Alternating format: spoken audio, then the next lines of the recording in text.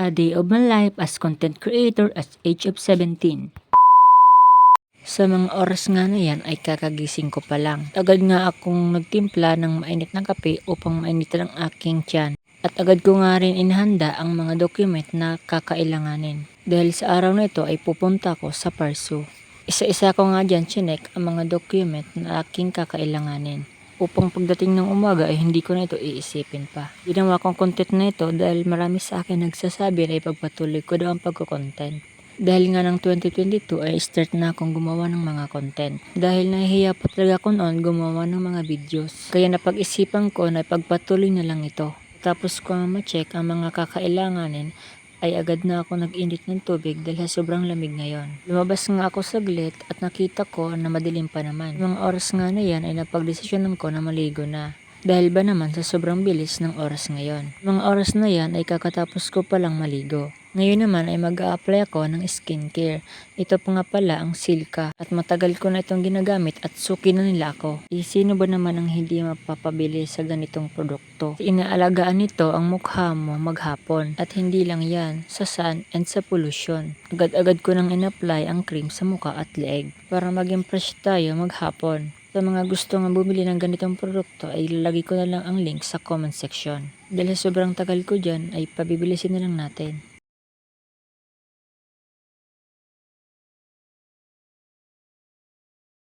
Pagkatapos ko mag-apply ng skincare ay agad-agad ko nang inhanda ang aking mga gagamitin. Nalis ko nga dyan ng mga notebook dahil hindi naman ito kailangan. At agad ko nga nilagay ang aking folder dahil ito naman talaga ang aking pinakakailangan. Sa mga oras nga na yan ay isang sandali na lang ay aalis na ako. Dahil kinausap ko ang aking mga kasama na maaga pa lang ay dapat naroon na kami. Dahil pagkakita ko sa aming bintana ay umuulan pala. So na-delay na naman ang aking pag-alis. Nakakainis talaga ang ganitong mga sitwasyon. Dahil yung tipong aalis ka na agad naman umulan. Mga oras nga na yan ay hindi pa rin ako nakakaalis ng aming bahay. So pinilit ko na nga umalis kahit maulan. Dito pala ako dadaan. Ang tawag dito ay pilapil sa Tagalog. Sa oras nga na yan ay agad ako nagmamadali dahil alam ko ang aking mga kasama ay naroroon na. So ang bidyong ito ay papadali na lang natin para hindi konsumo sa minutes.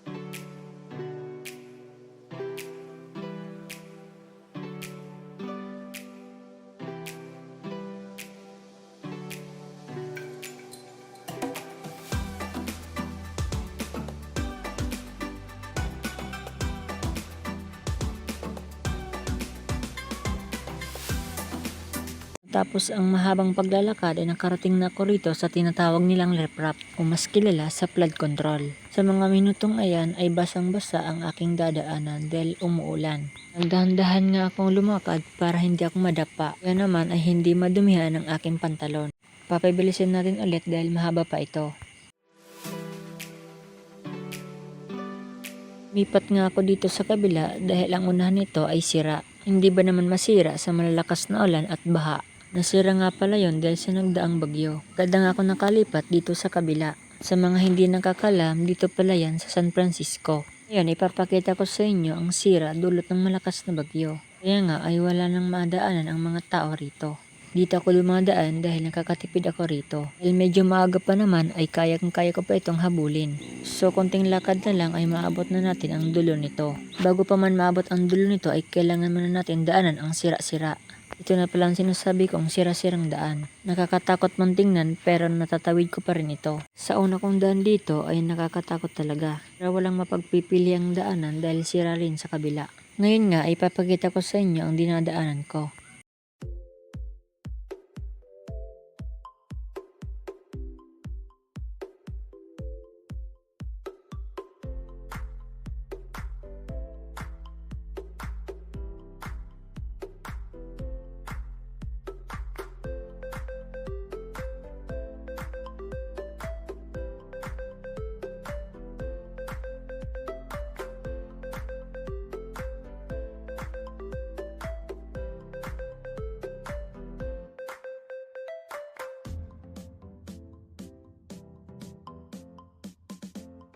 Makalipas ang ilang minutong pagdaan ko sa nakakatakot na daanan ay narating ko na rin ang dulo nito. Sa mga oras nga na yan ay naabutan na ako ng malakas na ulan.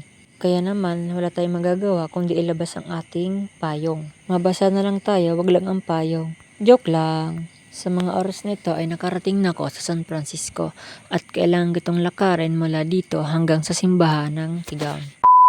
Sa mga oras nga na yan ay nag-aantay na lang kami masasakyan papuntang San Jose kung saan naroroon ang aming pagdadala ng document. After 5 minutes! Lipas nga ilang minuto ay agad na namin nakita ang aming sasakyan na bus. Ilang segundo nga lang ay malapit na siya sa amin. Sa mga oras nga na yan ay nasa loob na ako ng bus. Antay-antay na lang tayo ng ilang minuto para makarating sa ating pupuntahan. Hindi na nga ako nakapag-video ng maayos dahil sa sobrang dami ng pasahero. So ang ginawa ko dyan ay tingin-tingin na lang sa unahan ng bus. 1,000 years later.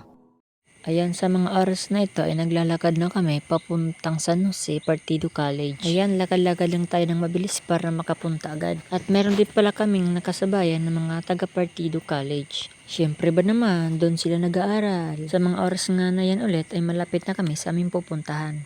Ayan, pa-video-video na lang ako dyan at sila pala ang aking mga kasama. Ito nga pala si Rodwin. Sa aking likuran ay naroon si Raisa at si Danica. Yan nga, hiya-hiya pa sila dyan pero gusto naman magpa-video.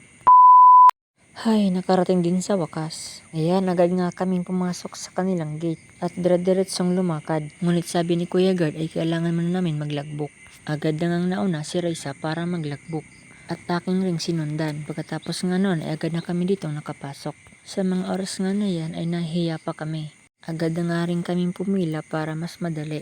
Patingin-tingin na lang ako dyan dahil hindi pa naman nagsisimula. Sa mga oras nga nito ay nag-aantay na kami para pumasok. Marami na rin nga pala ang nakapila. Buti na lang talaga, maaga kaming pumunta rito. Siguro kung hindi ay nasa hulihan kami kagaya nila. Ayan, nakapasok na nga kami rito sa kanilang opisina.